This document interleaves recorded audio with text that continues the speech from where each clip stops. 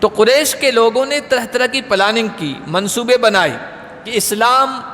کو پھیلنے نہ دیا جائے، اس کا خاتمہ کر دیا جائے۔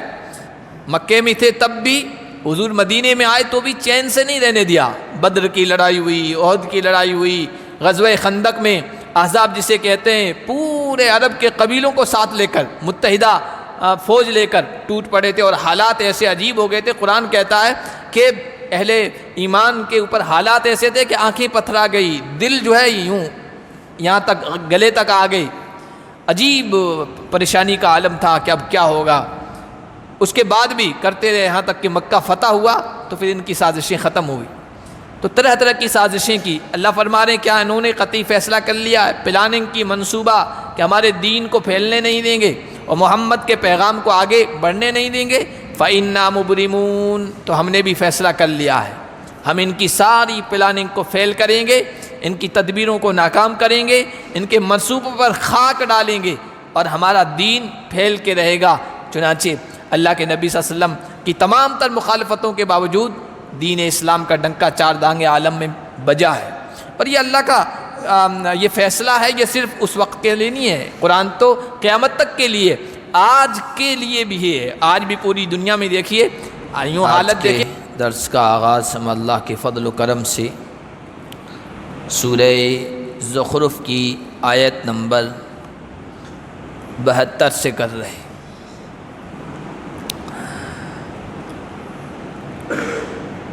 اس سے پہلے جو آیات پچھلے درس میں گزری تھی اس میں اللہ نے ارشاد فرمایا تھا کہ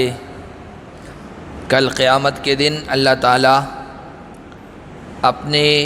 ایمان والے بندوں سے اور فرما بردار بندوں سے کہیں گے آج تم پر نہ کوئی خوف ہے اور نہ غم،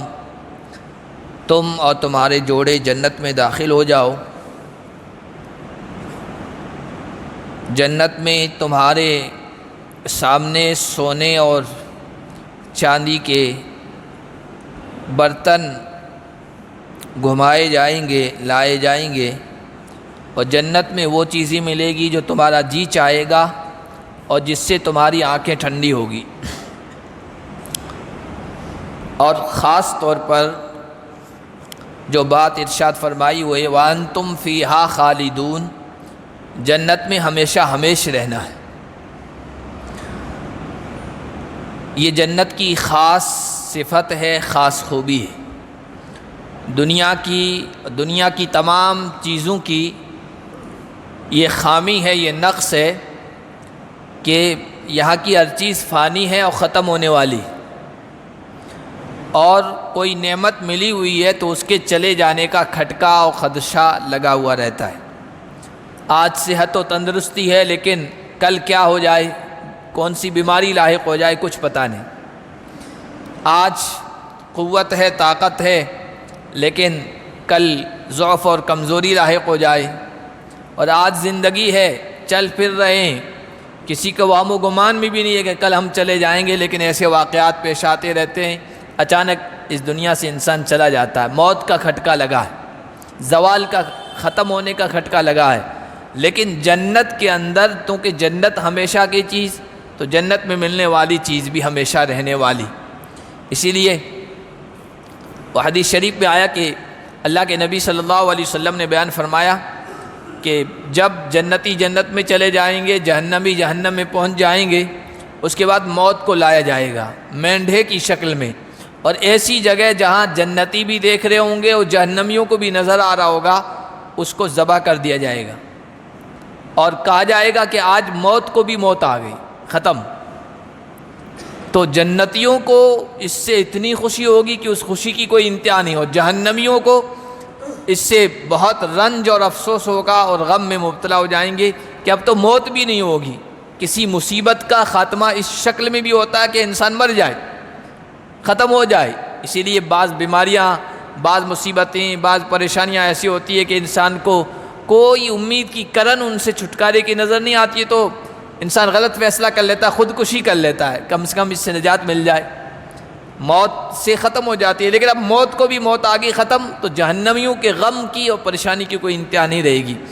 اللہ تعالیٰ اعلان فرمائیں گے یا اہل الجنہ خلود فلا موت، اے جنتیو اب ہمیشہ رہنا ہے، اب موت نہیں۔ وَإِنَّ لَكُمْ أَن تَصِحُّوا فَلَا تَمْرَضُوا أَبَدًا وَإِنَّ لَكُمْ أَن تَشِبُّوا فَلَا تَحْرَمُوا أَبَدًا وَإِنَّ لَكُمْ أَن تَحْيَوْا فَلَا تَمُوتُوا أَبَدًا، اے جنتیو اب ہمیشہ کی صحت و تندرستی ہے، اب بیماری کا کوئی خطرہ نہیں، کوئی خدشہ نہیں، اب ہمیشہ کی زندگی ہے، موت کا کوئی کھٹکا نہیں، اور اب ہمیشہ کی جوانی ہے، بڑھاپے کا کمزور ہونے کا کوئی خدشہ نہیں، ایسی زندگی۔ تو فرمایا خاص طور پر یہ اعلان کیا جائے گا انتم فیہا خالدون، تم جنت میں ہمیشہ رہو گے، اور یہ وہ جنت ہے جس کا تمہیں وارث بنایا گیا تمہارے اعمال کی وجہ سے۔ جنت تو اللہ کے فضل و کرم سے ملے گی، اپنے اعمال کی طرف نظر نہیں رکھنا چاہیے، اللہ کے فضل و کرم سے ہی ملے گی، اس لیے اللہ تعالیٰ سے اس کا فضل، اس کی مہربانی، اس کا کرم مانگتے رہنا چاہیے۔ لیکن جنت میں جو مراتب ملیں گے، جو کیٹیگریاں ہوں گی، جو درجات ہوں گے، وہ پھر اعمال جیسے ہمارے اعمال ہوں گے اس اعتبار سے ملیں گے۔ اور تمہارے لیے اس میں میوے ہیں، بہت ساری کھانے کی چیزیں ہیں جو تم کھاؤ گے، پھل ملیں گے، فروٹ ملیں گے، درختوں پر لٹک جائیں گے، جو چاہو کاٹو حاصل کرو۔ بلکہ بعض روایات سے تو یہ معلوم ہوتا ہے کہ ایک جنتی کو خواہش پیدا ہوگی کہ فلاں جو ہے پھل مجھے ملے، تو وہ درخت کی ٹہنی خود بخود جھک جائے گی، یوں لمبا ہونے کی، جس طرح دنیا کے درختوں میں ہم چڑھتے ہیں یا پتھر مارتے ہیں یا کسی طریقے سے محنت مشقت کر کے وہ پھل حاصل کرتے ہیں، اس طرح کرنے کی کوئی ضرورت ہی نہیں، وہ خود بخود شاخ جھک جائے گی، آپ اس سے توڑو اور وہ میوہ اور وہ پھل کھاؤ۔ یہ جنتیوں کے بارے میں کہا ان المجرمین فی عذاب جہنم خالدون۔ قرآن کا یہ انداز ہے، جب جنت کا تذکرہ تو جہنم کا بھی تذکرہ، اہل ایمان کی جزا اور ان کے بدلے کا تذکرہ ہوتا ہے، تو پھر جہنم والوں کی جو سزا ہوگی اس کا بھی تذکرہ ہوتا ہے۔ فرمایا مجرم لوگ جہنم کے عذاب میں ہمیشہ ہمیشہ رہیں گے۔ یہ مجرم وہ جو بڑے مجرم ہیں، ایسے تو جرم تو ہر گناہ جرم ہے، لیکن یہاں جو مجرم سے مراد ہے آخری درجے کا جو مجرم ہے وہ مراد ہے، اور آخری درجے کا مجرم اللہ کی نگاہ میں کفر کرنے والا، شرک کرنے والا ہے۔ ایمان والا بندہ جو ایمان پر اس دنیا سے گیا، توحید پر گیا، لیکن کچھ گناہ لے کے گیا، وہ اس میں شامل نہیں، اس لیے کہ وہ جہنم میں ہمیشہ نہیں رہے گا، وہ دھلائی ہو کے وہ اپنے کیے کی سزا بھگت کر کسی کی سفارش پر وہاں سے واپس آئے گا جنت میں۔ یہ تو آخری درجے کے جو مجرم ہیں، شرک و کفر کرنے والے، ان کے بارے میں کہا گیا وہ جہنم میں ہمیشہ ہمیشہ رہیں گے۔ لا یفتر عنہم وہم فیہ مبلسون، ان سے عذاب ہلکا بھی نہیں کیا جائے گا، ان سے عذاب ہلکا بھی نہیں کیا جائے گا، اور وہ اس میں مایوس پڑے رہیں گے۔ مایوس اس لیے پڑے رہیں گے کہ موت بھی نہیں آنی، موت بھی نہیں آنی ہے، موت آتی تو جہنم کا عذاب چلو ختم ہو جاتا، اب اس عذاب کے، اس مصیبت پریشانی کے ختم ہونے کی کوئی شکل نہیں، مایوس پڑے رہیں گے۔ اللہ فرماتے ہیں یہ جو وہاں جہنم میں ہمیشہ ہمیشہ مایوسی کی کیفیت میں پڑے رہیں گے، ما ظلمناہم، ہم نے ان پر کوئی ظلم نہیں کیا ہے کہ زبردستی ان کو جہنم میں ڈال دیا بغیر کسی جرم کے، ولیکن کانوا ھم الظالمین، یہ خود ظالم تھے۔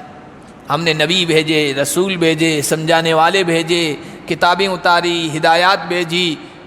ہر طرح سے ان کو سمجھا دیا، لیکن یہ تھے غلط راستوں پر بس دوڑتے چلے جا رہے تھے، نبیوں کی، پیغمبروں کی، ہمارے فرشتوں کی بات پر توجہ نہیں کر رہے تھے، خود انہوں نے اپنے پاؤں پر کلہاڑی ماری ہے اور آج اس کا انجام بھگت رہے ہیں، خود یہ لوگ ظالم تھے، ہم نے کچھ بھی ظلم نہیں کیا۔ وَنَادَوْا يَا مَالِكُ لِيَقْضِ عَلَيْنَا رَبُّكَ، جہنمی پکاریں گے اے مالک، مالک سے مراد جہنم کا داروغہ ہے۔ جہنم کے بارے میں آگے 29ویں پارے میں ہم پڑھیں گے، 19 فرشتے اس پر مقرر ہیں، ان کا سردار،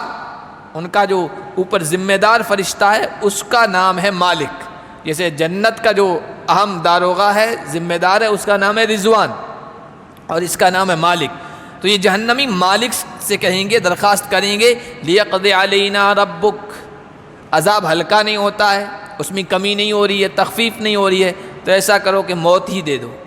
آپ کا پروردگار ہمیں موت دے دے، ہمارا کام تمام کر دے، تو پھر اس مصیبت سے نجات مل جائے، یہ درخواست کریں گے۔ یہ پہلے بھی 24ویں پارے میں بھی ہم پڑھ چکے ہیں۔ درخواست کرتے رہیں گے. امام ترمذی کی ایک روایت سے معلوم ہوتا ہے کہ آگے کا جو جواب ہے مالک کہے گا انکم ماکثون، چپ چاپ پڑے رہو، کوئی درخواست تمہاری قبول نہیں ہوگی، نہ عذاب کے ہلکا ہونے کی نہ تمہاری موت کی. انکم ماکثون، تمہیں ہمیشہ اسی طرح رہنا ہے، اسی کنڈیشن میں، اسی صورتحال میں رہنا ہے، ان پریشانیوں کا سامنا کرنا ہے. یہ جو فرشتہ جواب دے گا انکم ماکثون، پڑے رہو اس میں، ان کی درخواست اور اس کے جواب میں 1000 سال کا فاصلہ ہوگا. 1000 سال کے بعد فرشتہ کہے گا انکم ماکثون. اور دوسری جگہ آئے گا اخسؤوا فیہا ولا تکلمون، ذلیل ہو کر پڑے رہو، آئندہ بات مت کرنا، آئندہ درخواست مت کرنا کہ ہمیں اس سے نکال دو یا عذاب کم کر دو یا موت ہی دے دو جو ان مصیبتوں سے چھٹکارا مل جائے. لقد جئناکم بالحق ولکن اکثرکم للحق کارہون، ہم تمہارے پاس حق لے کے آئے تھے، دین، سچا دین، پیغمبروں رسولوں کے ذریعے سے سچی باتیں، سچی ہدایات، زندگی میں اور آخرت میں کامیابی اور فلاح کے راستے لے کے آئے تھے، نبیوں کے ذریعے سے تمہیں بتائے تھے، لیکن تم میں سے اکثریت حق سے نفرت کرنے والی تھی، حق بات کو، سچ پیغام کو ناپسند کرنے والی تھی، اور تم نے اس کو ختم کرنے کی کوشش کی، اس سے دور بھی بھاگتے رہے اور سچے پیغام کو ختم کرنے کی کوشش کی. ام ابرموا امرا فانا مبرمون، اللہ فرما رہے ہیں کیا ان مجرموں نے کوئی قطعی فیصلہ کر لیا؟ تو ہم نے بھی قطعی فیصلہ کر لیا، ہم بھی قطعی فیصلہ کرنے والے ہیں. اللہ کے نبی صلی اللہ علیہ وسلم کے زمانے میں اللہ کے نبی کا جب پیغام بڑھنا شروع ہوا مکہ میں اور آہستہ آہستہ لوگ آپ کی دعوت کو قبول کرنا شروع کیے، تو پھر مکے والوں کی نیندیں اڑ گئی اور چین سکون ختم ہو گیا کہ اس طرح تو آہستہ آہستہ سارے محمد صلی اللہ علیہ وسلم کے متبعین بن جائیں گے، پیروکار بن جائیں گے اور ہمارے ہاتھ سے ہماری عوام نکل جائے گی. تو طرح طرح کا پروپیگنڈا کیا اللہ کے نبی کے خلاف، صحابہ کو پریشان کرنا شروع کیا. اس میں انہوں نے یہ بھی فیصلہ کیا تھا جس کی جب اللہ اشارہ فرمائے، کیا انہوں نے کوئی قطعی فیصلہ کر لیا اسلام کو مٹانے کا، ہمارے پیغام کو ختم کرنے کا؟ یہ فیصلہ کیا تھا کہ حضور علیہ الصلوۃ والسلام کا نعوذ باللہ خاتمہ کر دیا جائے. ہجرت والی رات وہ اسی طرح کھڑے تھے اور اس طرح ہر قبیلے سے ایک نوجوان کو لیا تھا تاکہ بنو ہاشم محمد کے سپورٹ میں آ کر اگر ہم سے بدلہ مانگیں، دیت مانگے، تاوان مانگے، جرمانہ، تو سب پر تقسیم کر کے تاوان آسان ہو جائے گا. کوئی ایک قتل کرے گا تو 100 اونٹ دینا بہت بھاری ہو جائے گا. اس لیے الگ الگ قبیلے کے نوجوان کو متعین کیا تھا. اللہ کے نبی صلی اللہ علیہ وسلم تو اللہ کی حفاظت میں ان کے سامنے سے نکل گئے، وہ بال بیکا نہیں کر سکے. اسی طرح صحابہ کرام رضوان اللہ علیہ مجمعین کے بارے میں انہوں نے یہ طے کیا کہ ہماری غفلت کی وجہ سے لوگ ایک ایک کر کے ٹوٹتے ہوئے محمد کی طرف جا رہے ہیں، لہذا جس طریقے سے بھی ان کو روک سکتے ہیں روکیں، سزا دے کر، طرح طرح کی سزائیں دے کر ان کو واپس پلٹو اپنے آباء و اجداد باپ دادا کے دھرم پر، بت پرستی پر، یا پھر لالچ دے کر، لالچ میں آ کر ان کو اپنے باپ دادا کے طریقے پر واپس لے آؤ. کوئی بھی طریقہ ہو ان کو روکنا بھی ہے، واپس بھی لانا ہے. اور اس طرح سے ان لوگوں نے پروپیگنڈا کیا، پلاننگ کی، منصوبے بنائے. باہر سے کوئی آتا تھا اللہ کے نبی صلی اللہ علیہ وسلم کے بارے میں جاننے کے لیے، پروپیگنڈا کر کے اس کو حضور صلی اللہ علیہ وسلم سے دور رکھنے کی کوشش کرتے تھے. کئی اس طرح کے واقعات سیرت میں ملتے ہیں. ایک بہت مشہور شاعر تھا اس وقت کا، اعشا نام تھا اس کا، اور وہ جب کسی کے بارے میں تعریف کرتا تھا یا کسی پر کٹاخ کرتا تھا، تنقید کرتا تھا، تبصرہ کرتا تھا، وہ بہت مشہور ہو جاتا تھا. اس کا شعر آج کی زبان میں کہیں وائرل ہو جاتا تھا. کسی کی تعریف کر دی تو بھی، کسی کے بارے میں غلط کہہ دیا تو بھی. وہ اپنے علاقے سے اللہ کے نبی صلی اللہ علیہ وسلم کے بارے میں جاننے کے لیے آیا. مکے والوں کو پتہ چلا تو گھبرا گئے، یہ بہت مشہور آدمی ہے اور محمد سے مل کر خدا نخواستہ محمد کا گرویدہ ہو گیا، اس کا غلام بن گیا، اور پھر اس کے بارے میں، اسلام کے بارے میں کچھ بات کہہ دی، سارا عرب اس کے پیچھے پڑ جائے گا اور محمد کا غلام بن جائے گا. اس لیے اس کو کسی طریقے سے روکنے کی کوشش کریں. چنانچہ انہوں نے اس کو ورغلایا، پروپیگنڈا کیا، حضور کے قریب نہیں جانے دیا، گھیرا بندی کی، کسی طریقے سے حضور تک نہ پہنچنے پائے. اور پھر انہوں نے اس کو 2 اونٹوں میں بڑا قیمتی ساز و سامان لاد کر اس کو وہیں سے واپس کر دیا، حضور کے قریب نہیں آنے دیا۔ یہ اگر ان کی غلامی میں آ گیا تو ابھی اشعار کہے گا ان کی تعریف میں، اور پھر اسلام کی طرف لوگ مائل ہو جائیں گے۔ چنانچہ تاریخ کی کتابوں میں لکھا وہ واپس جا رہا تھا اپنے وطن جہاں سے جس علاقے سے آیا تھا، بیچ راستے میں اونٹ سے گر گیا، گردن ٹوٹی اور مر گیا، ہدایت نہیں مل سکی۔ لیکن سبب بننے والے قریش کے لوگ تھے جنہوں نے اللہ کے نبی تک پہنچنے نہیں دیا۔ ضماد ابن ثعلبہ بعد میں مسلمان ہوئے، طبیب تھے، ڈاکٹری کا کام کیا کرتے تھے اس زمانے میں، وہ اللہ کے نبی صلی اللہ علیہ وسلم کے بارے میں جاننے کے لیے آئے مکے میں۔ انہوں نے گھیر لیا، مکے والوں نے کہا کہ یہ جو محمد ہے یہ جادوگر ہے، یہ جادوگر ہیں، ان کی باتوں میں ایسا جادو ہے، اگر آپ سن لو گے آپ بڑے دانشور ہوں گے، سمجھدار ہوں گے، ان کے قریب مت جانا، یہ متاثر کر لیتے ہیں، جادو کر لیتے ہیں۔ انہوں نے کہا کہ میں نے دنیا دیکھی ہے، لوگوں کا علاج بھی کرتا ہوں، اگر جادوگری بھی ہے تو مجھے کہانت بھی آتی ہے، یعنی وہ بھی اوپر والا جسے علم کہتے ہیں وہ بھی مجھے آتا، میں علاج کر دوں گا۔ اور وہ ان کی باتوں میں نہیں آئے، وہ گئے حضور علیہ الصلوۃ والسلام کے پاس، حضور علیہ السلام نے خطبہ پڑھا، اپنا پیغام پہنچایا، بات کی، فوراً اس کے دل میں اتر گئی اور حضور کا غلام بن گیا۔ تو قریش کے لوگوں نے طرح طرح کی پلاننگ کی، منصوبے بنائے کہ اسلام کو پھیلنے نہ دیا جائے، اس کا خاتمہ کر دیا جائے۔ مکے میں تھے تب بھی، حضور مدینے میں آئے تو بھی چین سے نہیں رہنے دیا۔ بدر کی لڑائی ہوئی، احد کی لڑائی ہوئی، غزوہ خندق میں احزاب جسے کہتے ہیں، پورے عرب کے قبیلوں کو ساتھ لے کر متحدہ فوج لے کر ٹوٹ پڑے تھے، اور حالات ایسے عجیب ہو گئے تھے، قرآن کہتا ہے کہ اہل ایمان کے اوپر حالات ایسے تھے کہ آنکھیں پتھرا گئی، دل جو ہے یوں یہاں تک گلے تک آ گئی، عجیب پریشانی کا عالم تھا کہ اب کیا ہوگا۔ اس کے بعد بھی کرتے رہے یہاں تک کہ مکہ فتح ہوا تو پھر ان کی سازشیں ختم ہوئی۔ تو طرح طرح کی سازشیں کی، اللہ فرما رہے ہیں کیا انہوں نے قطعی فیصلہ کر لیا ہے، پلاننگ کی، منصوبہ کہ ہمارے دین کو پھیلنے نہیں دیں گے اور محمد کے پیغام کو آگے بڑھنے نہیں دیں گے۔ فَإِنَّا مُبْرِمُونَ، تو ہم نے بھی فیصلہ کر لیا ہے، ہم ان کی ساری پلاننگ کو فیل کریں گے، ان کی تدبیروں کو ناکام کریں گے، ان کے منصوبوں پر خاک ڈالیں گے اور ہمارا دین پھیل کے رہے گا۔ چنانچہ اللہ کے نبی صلی اللہ علیہ وسلم کی تمام تر مخالفتوں کے باوجود دین اسلام کا ڈنکا چار دانگ عالم میں بجا ہے۔ اور یہ اللہ کا یہ فیصلہ ہے، یہ صرف اس وقت کے لیے نہیں ہے، قرآن تو قیامت تک کے لیے، آج کے لیے بھی ہے۔ آج بھی پوری دنیا میں دیکھیے، یوں حالت دیکھیں تو ہماری کمزور ہے، اہل اسلام کی مضبوط طاقت و قوت نہیں ہے، اس کے باوجود اسلام اور اہل اسلام کے خلاف کتنے پروپیگنڈے ہو رہے ہیں۔ ہر جگہ دیکھو آپ، ظلم کی چکی میں اہل اسلام پس رہے ہیں، لیکن پھر بھی کافر لوگ، مشرک لوگ، یہودی لوگ، ہنود لوگ ساری اس پلاننگ میں ہیں کہ اسلام کا پیغام کسی طرح نہ پہنچے اور کوئی اس سے متاثر نہ ہونے پائے۔ آپ دیکھیں الیکٹرانک میڈیا دیکھیے، پرنٹ میڈیا دیکھیے، سوشل میڈیا دیکھیے، جو بھی بس اسلام کے خلاف بول رہا ہے، جو بھی ہے اسلام کے خلاف ڈیبیٹ کر رہا ہے، جو بھی ہے لکھ رہا ہے اور بول رہا ہے اسلام کے خلاف۔ حالانکہ بظاہر حالت مسلمانوں کی کمزور ہے، لیکن پھر بھی اسلام کے خلاف کیوں بول رہے ہیں؟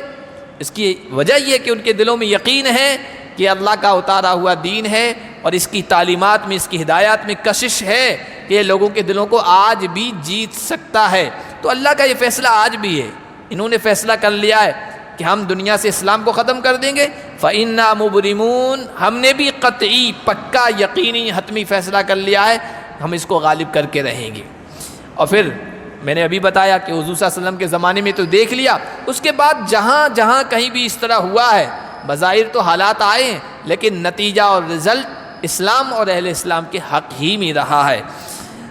ام یحسبون انا لا نسمع سرهم ونجواهم بلا ورسلنا لدیہم یکتبون، کیا یہ لوگ یہ گمان کرتے ہیں کہ یہ چپکے جو پلاننگ کرتے ہیں، مشورے کرتے ہیں، سرگوشیاں کرتے ہیں اور منصوبے بناتے ہیں، ہم ان کی چپکے باتوں کو، منصوبوں کو نہیں جانتے، نہیں سنتے؟ کیوں نہیں، ہم سب جانتے ہیں اور ہمارے فرشتے بھی لکھ رہے، جو ان کے ساتھ لگے ہوئے، لدیہم ان کے ساتھ لگے ہوئے ہیں، نوٹ کر رہے ہیں، لکھ رہے ہیں، یعنی ان کی ساری پلاننگ ہماری نگاہوں میں ہے۔ یہ اپنا کام کریں اور ہم اپنا کام کرتے رہیں گے۔ قل ان کان للرحمن ولد فانا اول العابدین۔ آگے سورت کی آخری آیات آ رہی ہے، تو سورت کا چونکہ یہ سورت مکی ہے، اور مکی سورت کا جو مضمون ہوتا ہے وہ توحید، خاص طور پر عقیدہ مضبوط کرنا، اور شرک کی مذمت، اور شرک کی جتنی بھی قسمیں ہیں ان کی تردید ہوتی ہے کہ یہ سب صحیح نہیں ہے۔ تو آخری آیات انہی پر ہے، شرک کی مذمت پر ہے، توحید کے اثبات پر ہے۔ نصارہ لوگ، عیسائی لوگ اللہ کا بیٹا مانتے ہیں، حضرت عیسیٰ علیہ السلام کو، یہودی عزیر کو اللہ کا بیٹا مانتے ہیں اور پھر ان کی عبادت کرتے ہیں۔ فرشتوں کو مشرکوں نے، بتوں کی پوجا کرنے والوں نے فرشتوں کو اللہ کی دیویاں کا بیٹیاں کہا، اور ان کی شکل کی مورتیاں بنائی۔ یہ جتنی بھی مورتیاں ہیں یہ دیویوں کی شکل میں، یہ اصل فرشتوں کی شکلیں انہوں نے بنائی ہیں، اور ان کے بارے میں ان کا یہ عقیدہ یہ اللہ کی بیٹیاں ہیں، اللہ کی قریبی ہیں، یہ اللہ کے قریبی ہیں، تو کل قیامت کے دن ہماری سفارش کریں گی۔ مصیبت آ گئی، آڑا وقت آ گیا، پریشانی میں ہم مبتلا ہو گئے تو یہ ہمارے کام آئیں گے۔ ہؤلاء شفعاؤنا عند اللہ، اللہ کے ہمارے سفارشی بنیں گے۔ اللہ نے فرمایا اگر رحمان کی اولاد ہوتی، تم نے اولاد عزیر کو اور عیسیٰ کو اور فرشتوں کو اولاد قرار دے کر ان کی پوجا کرنے لگ گئے، اگر رحمان کی اولاد، اور رب نہیں کہا یا اللہ نہیں کہا، اگر اللہ کی اولاد ہوتی، رحمان کہا، رحمت کی صفت والا جو اللہ کا نام ہے نا وہ لے آئے، اس لیے کہ اللہ کے لیے اولاد قرار دینا یہ بھی شرک کی قسم ہے، اور یہ اتنی بھدی، اتنی بھونڈی، اتنی خطرناک قسم ہے۔ 16ویں پارے میں اللہ نے فرمایا تکاد السماوات یتفطرن منہ وتنشق الارض وتخر الجبال حدا ان دعوا للرحمن ولدا، کہ جو انہوں نے یہ کہا ہے، یہ دعویٰ کیا ہے کہ اللہ کی اولاد ہے، ان دعوا للرحمن ولدا، رحمان کی اولاد ہے، انہوں نے یہ جو دعویٰ کیا ہے یہ اتنی خطرناک بات ہے، اللہ کے لیے اولاد قرار دینا، کہ آسمان اس سے چر جائیں، پھٹ جائیں، زمین پھٹ جائے اور پہاڑ ریزہ ریزہ ہو جائیں، انہوں نے رحمان کے لیے اولاد قرار دی ہے۔ تو اللہ نے فرمایا اگر رحمان کی اولاد ہوتی، اللہ نہیں کہا، یہ میں بتا رحمان، اللہ کے اندر رحمت کی صفت، وہ جلدی پکڑتا نہیں ہے، جلدی عذاب میں گرفتار نہیں کرتا ہے، اگر اس کی اندر رحمت کی صفت نہ ہوتی تو اولاد قرار دینے پر وہ فوراً ان کی پکڑ کر لیتا، لیکن اللہ نے مہلت دی ہے، یہ شرک میں مبتلا ہیں۔ اگر رحمان کی اولاد ہوتی تو میں سب سے پہلے عبادت کرنے والا میں ہوتا، اللہ کی اس اولاد کی جو اللہ کی ذات میں یا صفات میں شریک ہو تو میں عبادت کرتا، لیکن چونکہ سبحان رب السماوات والارض، آسمانوں و زمینوں کا جو رب ہے وہ اولاد سے پاک ہے، رب العرش، وہ عرش کا رب ہے، اما یصفون، سبحان اما یصفون، جو یہ لوگ بیان کر رہے ہیں اللہ کے لیے اولاد قرار دے رہے ہیں اور اس طرح اس کا ساجی و شریک قرار دے رہے ہیں، پروردگار اس سے پاک ہے۔ فذرہم یخوضوا ویلعبوا حتی یلاقوا یومہم الذی یوعدون۔ آج عیسائیوں کو سمجھاؤ عیسیٰ، مریم، اللہ تینوں مل کر ایک کیسے ہو سکتے ہیں، یا اللہ کا بیٹا کیسے ہو سکتا ہے، اللہ تو ان سب چیزوں سے پاک ہے، اللہ کی نہ اولاد ہے، نہ اللہ کا کوئی جوڑا ہے، نہ اللہ کی کوئی برادری ہے، نہ اللہ کے ہمسر کوئی ہے، ولم یکن لہ کفوا احد، کوئی اس کی ٹکر کا برابر کا کوئی نہیں، تو وہ اپنی دلیل دیتے ہیں، نہیں عیسیٰ سن آف گاڈ ہیں، فلاں ہیں اور فلاں ہیں، مریم کے بارے میں کہتے ہیں۔ مشرکوں سے پوچھو، بتوں کی پوجا کرنے والے، وہ اپنے بتوں کے بارے میں ہر طرح کی دلیل دیں گے، ہم اللہ تک ایسے کیسے پہنچ سکتے ہیں، کوئی چیز تو سامنے ہونی چاہیے تب جا کے تصور جمے گا، عبادت میں مزہ آئے گا، اس طرح کی ہزاروں دلیلیں دیں گے۔ اللہ فرما رہے ہیں آج یہ دلیلیں دے رہے ہیں، سچی جو دلیل ہے، پکی جو دلیل ہے توحید کی قرآن میں، اس کو نہیں مان رہے، ان کی یہ دلیلیں مضبوط نہیں ہیں، یہ لاہو ہے، یہ لائب ہے، یہ کھیل تماشا ہے جس سے وہ اپنے آپ کو بہلا رہے ہیں، ان کو اس میں رہنے دو، کھیل تماشے میں، یہاں تک کہ اس دن کا سامنا کریں جس دن کا ان سے وعدہ کیا جاتا ہے، کل قیامت کے دن جب اللہ کے دربار میں حاضر ہوں گے نا، تو پھر ان سے کہا جائے گا وہ تم جو دلیلیں دیتے تھے عیسیٰ کے بیٹا ہونے کی اور عزیر کے اللہ کا بیٹا ہونے کی اور بتوں کے بارے میں کہ اس کے بغیر ہم اللہ تک کیسے پہنچ سکتے ہیں، آج دو دلیلیں،